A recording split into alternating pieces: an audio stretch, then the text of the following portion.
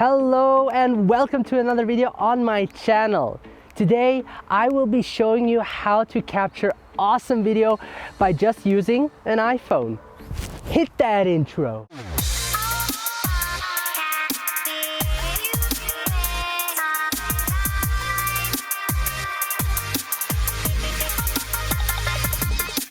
Nowadays, the chances are high that the phone you carry with you records video. I'm using an iPhone X that can record up to 4K 60 frames per second or 1080p 240 frames per second. Now, I prefer to record in a 4K 60 frames per second because 4K gives me sharper image that allows me to crop in when I want to adjust the framing, and 60 frames per second is enough for me to give it a nice slow motion look when played back on a 24 frames per second timeline.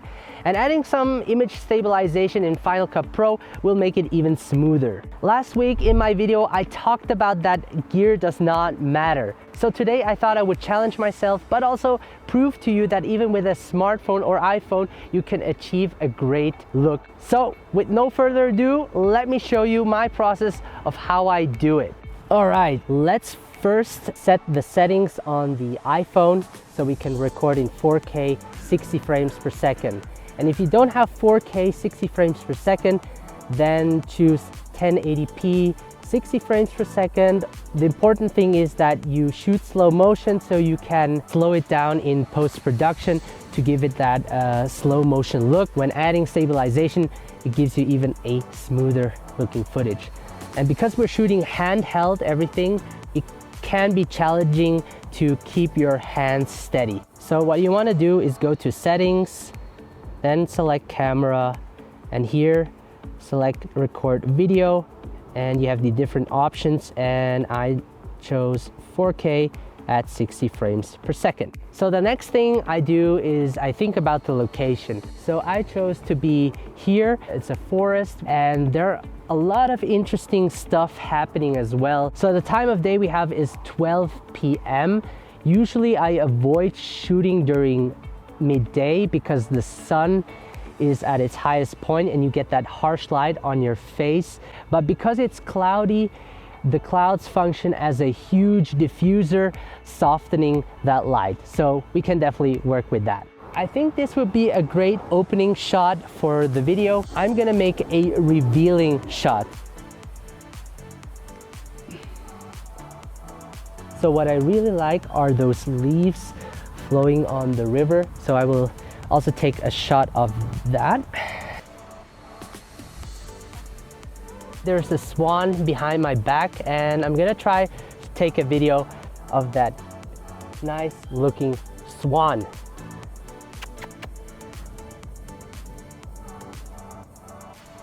It's a dog over there.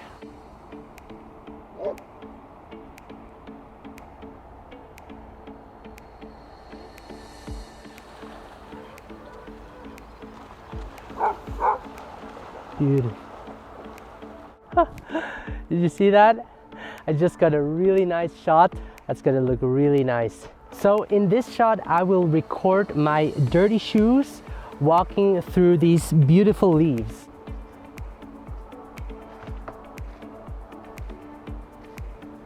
So next, what I wanna do is take a close-up of those leaves, and the nice part about it is that the sun is behind, illuminating it from the back, and I just love lighting subjects when the light is in the back. You'll see what I mean.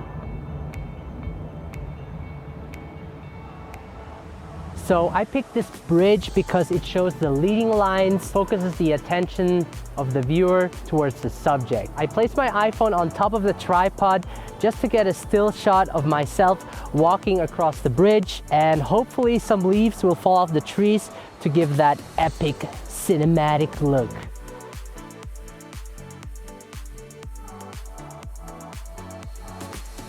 All right, so we are done recording our video.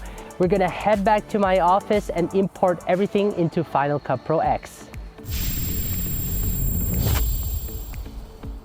Whoa. Sorry about that. I actually decided to edit the video first so that I can show you the steps behind my editing process. So what I first did is I airdropped all of my footage from my iPhone into my computer to a project folder and imported all of the clips into Final Cut Pro X.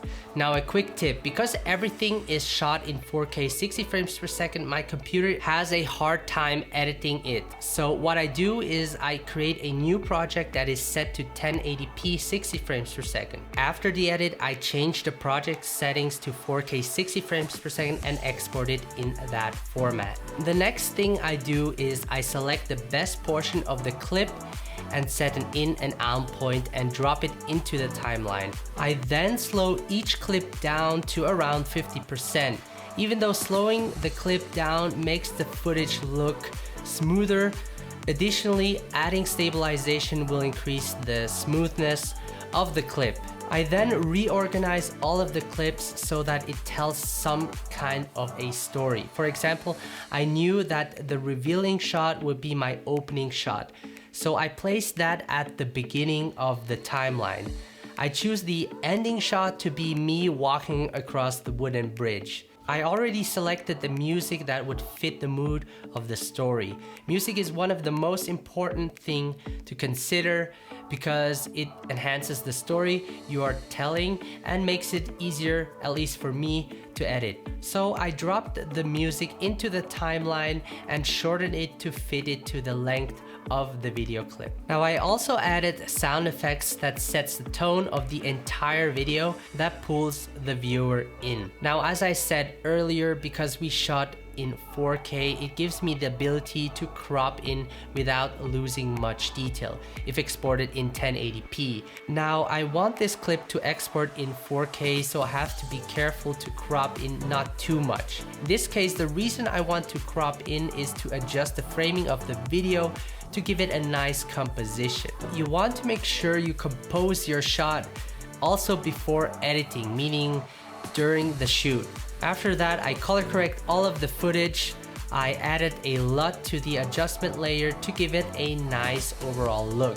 To make it even look more cinematic, I added a letterbox to the whole video as well as some tiles, and voila, we are done. Once again, I want to thank you guys so much for watching. If you enjoyed this type of video, please leave a like and let me know in the comment section below. If you haven't subscribed yet, please do so, and I can't wait to see you in the next video.